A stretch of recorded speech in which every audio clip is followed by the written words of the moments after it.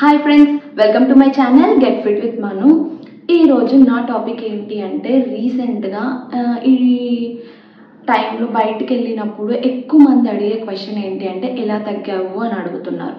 So అప్పుడు నేనేం చెప్పేదాన్ని అంటే జొన్నలు కొర్రలు ఇవి పాతకాలంలో ఉన్నవి తింటూ తగ్గాను అని చెప్తే అందరూ అడిగే క్వశ్చన్ ఏంటి అంటే అరే కొర్రలు తింటే మోకాలు నొప్పులు వస్తాయి కదా, లేదు ఇంకొక క్వశ్చన్ ఏంటి అంటే థైరాయిడ్ ఉన్న వాళ్ళకి ఎక్కువ అవుతుందేమో, కొత్తగా థైరాయిడ్ వస్తుందేమో అనే క్వశ్చన్స్ అడుగుతున్నారు.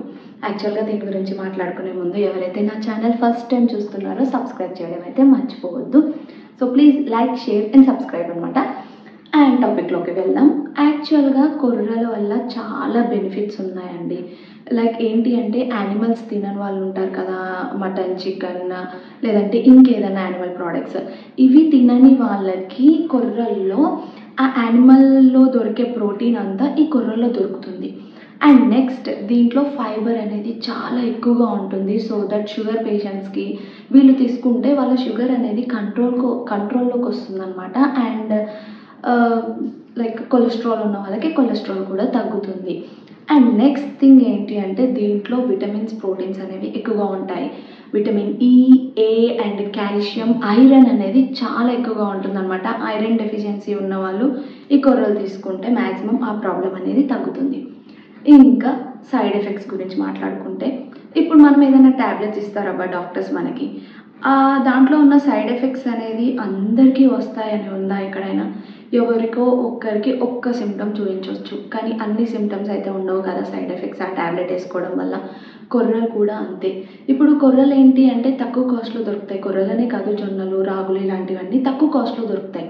అండ్ నా ఛానల్లో ఇలాంటి తక్కువ కాస్ట్లో దొరికేవే చూపించాలి అనుకుంటాను. ఎందుకంటే అందరూ డైటింగ్లో ఎక్కువ కాస్ట్ పెట్టి తగ్గలేరు. ఎందుకంటే అందరి దగ్గర అన్ని డబ్బులు ఉండవు కూడా.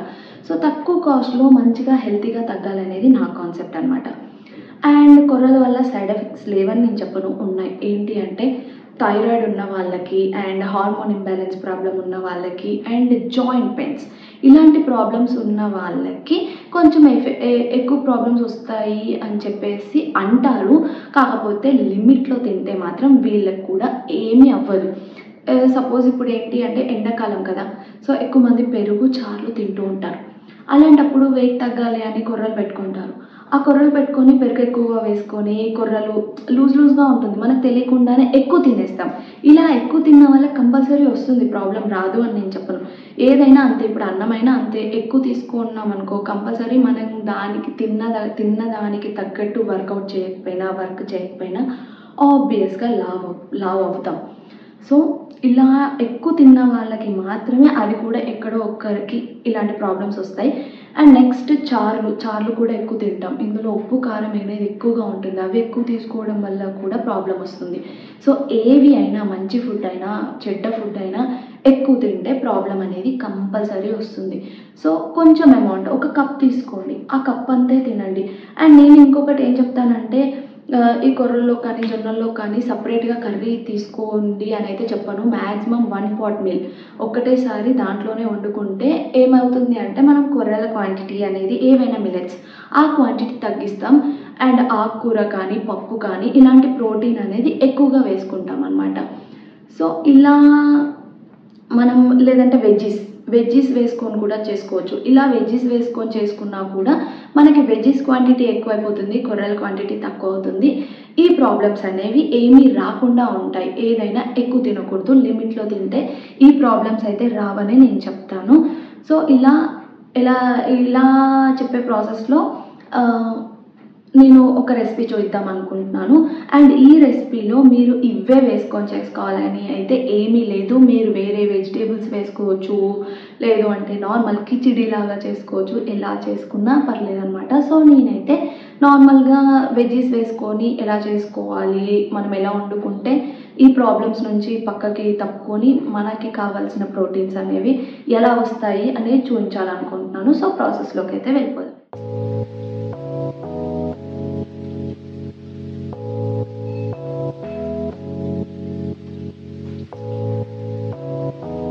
ఇక్కడ ఫస్ట్ అయితే నేను ఒక టీ గ్లాస్ ఉంటుంది కదా, దాంతో కొర్రలు తీసుకున్నాను.